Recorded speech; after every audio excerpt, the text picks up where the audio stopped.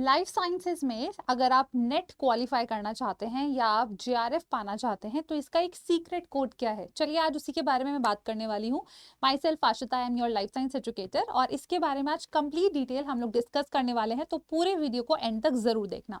अब स्टूडेंट्स, अगर हम यहाँ पर बात करें तो आपको ऑलरेडी पता है, या अगर नहीं पता है तो मैं बता देती हूँ, आपका जो पेपर है वो 3 पार्ट्स में आता है, part A, part B and part C. तीनों पार्ट्स की अलग अलग वेटेज रहती है एंड इंपॉर्टेंस भी रहती है। तो अब यहाँ पर हम शुरुआत करते हैं पार्ट ए में से, जिसमें आपके 30 सवाल जो है आपको टोटल दिए होते हैं। 15 सवाल आपको मैक्सिमम अटेम्प्ट करने होते हैं और हर एक सवाल 2 नंबर का होता है और आपका हाफ मार्क्स डिडक्ट हो जाता है नेगेटिव मार्किंग पर। तो यहाँ पर आपको कौन से टॉपिक्स हैं जो कि अच्छे से पढ़ के जाने चाहिए वो हम लोग डिस्कस कर लेते हैं। तो कौन कौन से इंपॉर्टेंट टॉपिक्स रहते हैं जनरल एप्टीट्यूड के लिए, तो अगर आप आज से भी इसकी तैयारी करना शुरू कर देते हैं तो डेफिनेटली स्टूडेंट्स बहुत ज़्यादा आसान हो जाएगा जब दिसंबर में आप लोग का एग्जामिनेशन होगा।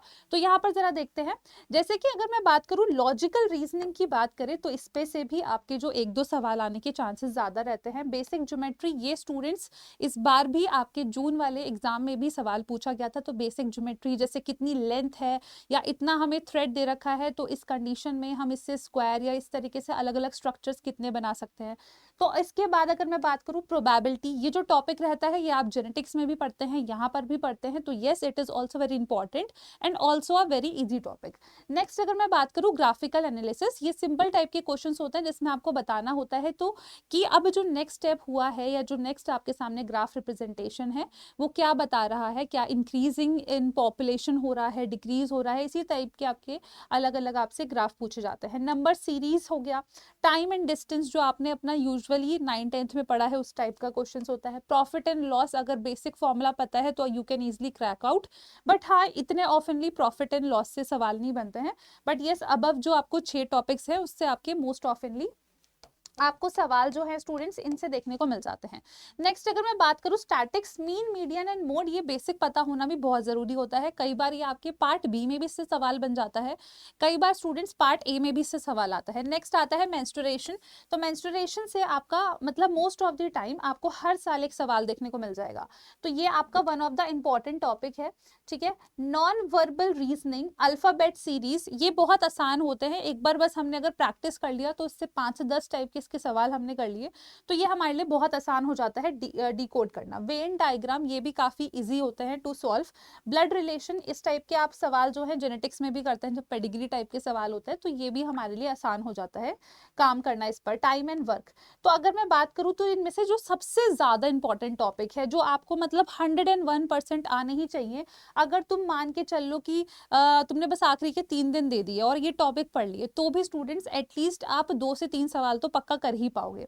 मैं आपको बता देती हूँ कौन से हैं। एक तो प्रोबेबिलिटी है, बेसिक ज्योमेट्री है, लॉजिक रीजनिंग आ गई आपकी, ठीक है ना, नंबर सीरीज आ गई स्टूडेंट्स, और दूसरा आपका यहाँ पर अल्फाबेट सीरीज है, नॉन वर्बल रीजनिंग। तो ये आपके कुछ ऐसे टॉपिक्स हैं जो कि बहुत ज्यादा इंपॉर्टेंट रहते हैं in order to crack your exam, या अगर आप चाहते हैं जनरल एप्टीट्यूड एटलीस्ट आपको सेव कर पाए।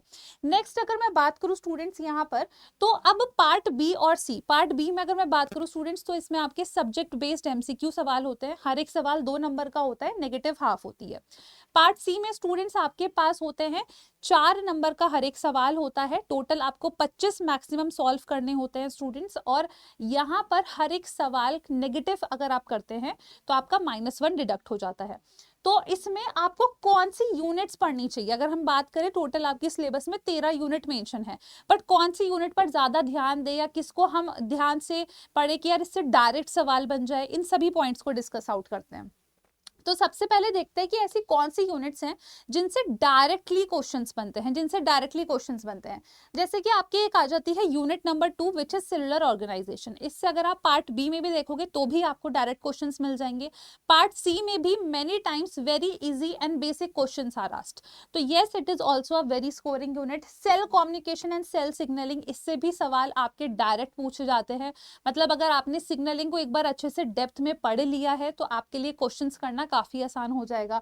नेक्स्ट आता है डेवलपमेंटल बायोलॉजी। डेवलपमेंटल बायोलॉजी के सवाल आसान भी होते हैं, म्यूटेशन टाइप के सवाल अधिकतर पूछा जाता है, तो वो कंडीशन भी बहुत ज्यादा आसान है अगर आपने थ्योरी या जो स्टैंडर्ड बुक है गिलबर्ट उसको रेफर करते हुए सारे नोट्स अपने कवर अप करे हैं।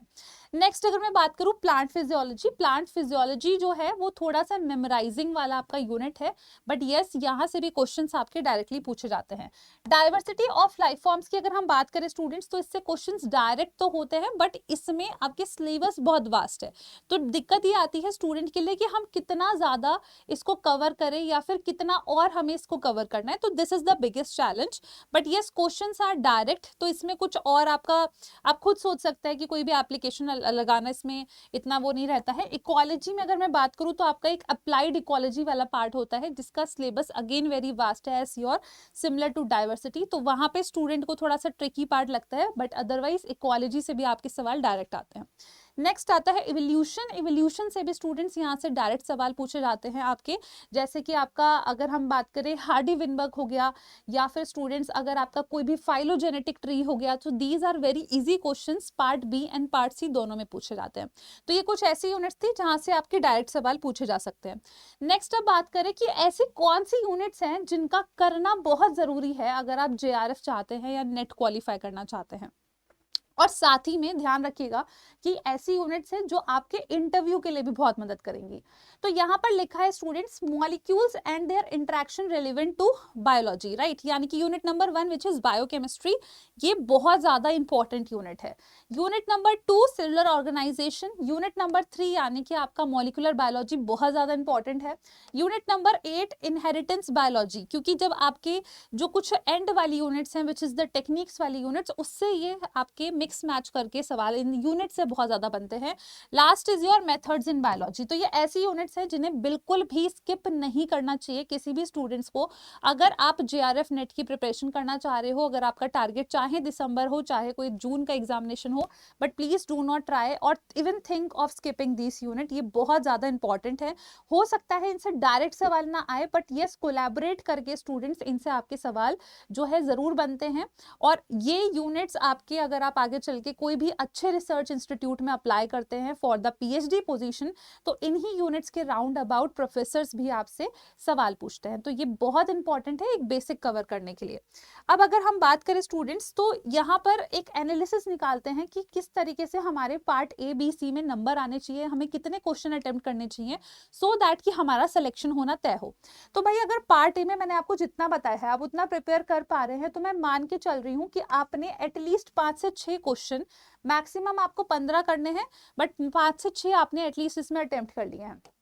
हमने मान के चले जो आपने 5 से 6 करे हैं वो आपके सही हुए हैं, 10 से 12 नंबर आपको मिल गए। यहाँ पर पार्ट बी में अगर जितना आपको सिलेबस बताया गया है उसके अकॉर्डिंग आपने काम करा है, तो देयर इज अ चांस कि आपने लगभग 25 क्वेश्चन अटेम्प्ट कर दिए हों।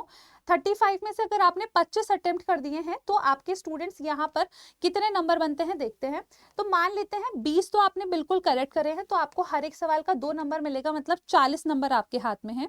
और अगर मान लेते हैं कि बाकी के 5 आपसे गलत हो गए हैं, तो आपके 2.5 डिडक्ट हो गए, मतलब पार्ट बी में आपने टोटल 37.8 नंबर अपने स्कोर कर लिए।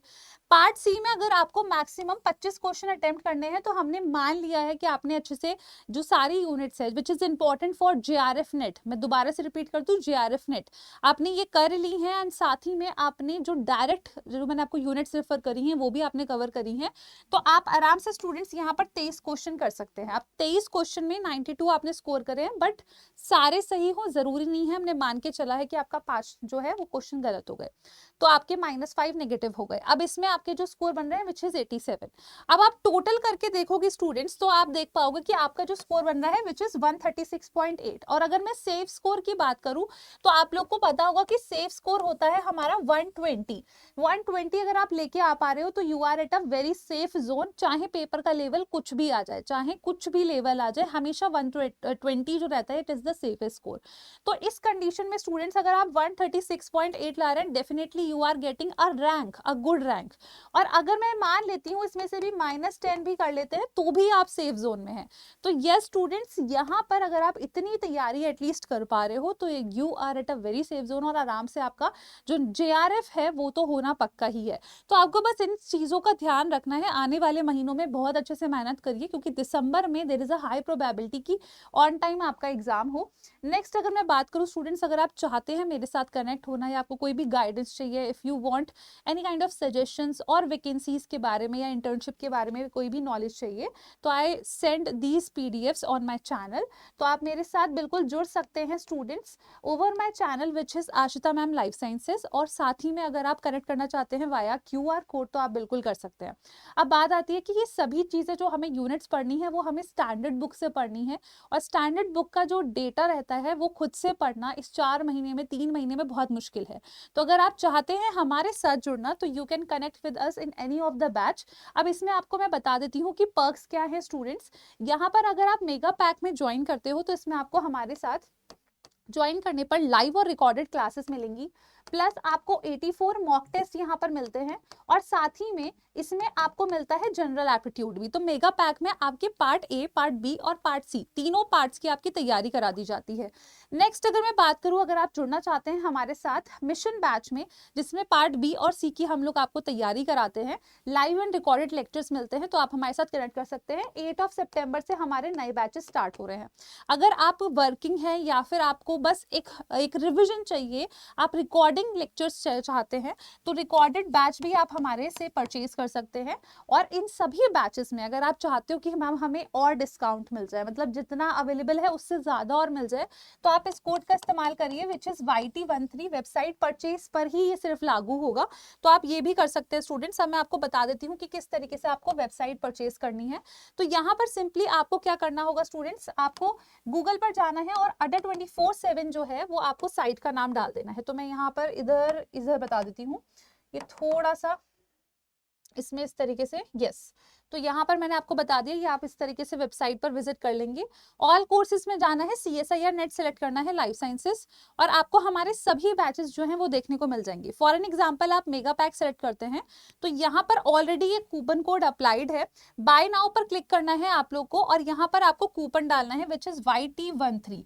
आप जैसे ही ये कूपन कोड डालेंगे, अप्लाई करेंगे, तो आपको ये और भी हैवी डिस्काउंट अमाउंट में मिलेगा। और मेगा पैक का बेनिफिट है कि पार्ट ABC सारा कवर कराना ये हमारी जिम्मेदारी रहेगी।